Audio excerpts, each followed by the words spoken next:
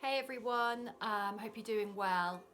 Just sharing today about validation and the importance of validation from others as well as self-validation. So often when we think about getting validation from others, people can think, oh, well, that's just feeding our egos and such like. But actually, when we're children, we need to be validated for who we are.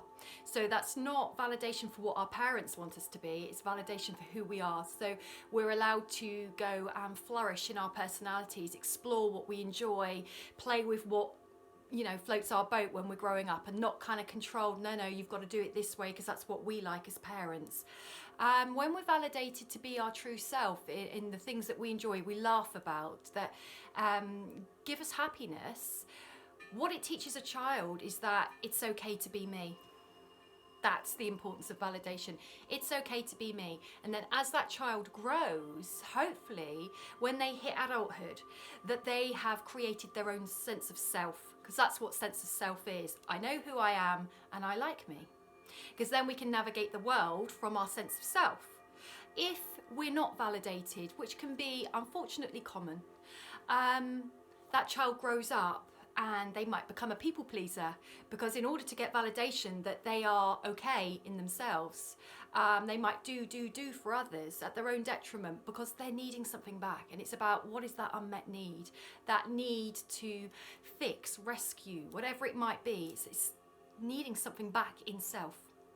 And the need for validation in childhood is to have your caregivers around you actually say, we love you unconditionally no matter what. No matter who you are, you might be different to us. You might have different wants, needs, desires, passions, hobbies. That's okay. We still love you as you are.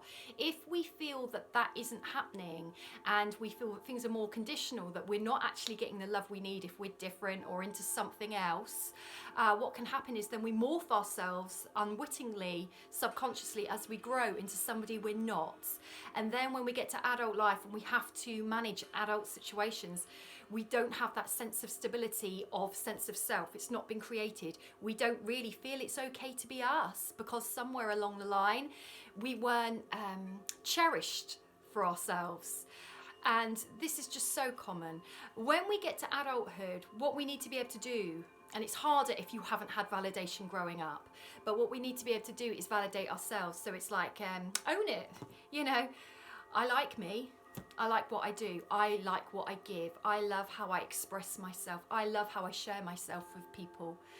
It's okay to say I love that in myself. If we haven't had our validation given to us, because we need it given to us as children, we don't know how to validate ourselves. It's like teaching us for future. That it's okay to be us. We come from life in adult life like, I'm not sure if I can really assert myself. I don't have the confidence. I don't know what a boundary is. If I don't do this for that person, they might leave me, abandon me, reject me, whatever it might be.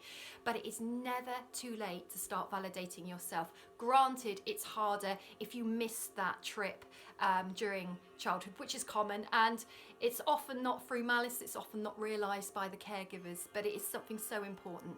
But own it, own the parts of you like, even if you don't like all of you. Own the bits you do, big them up, validate you.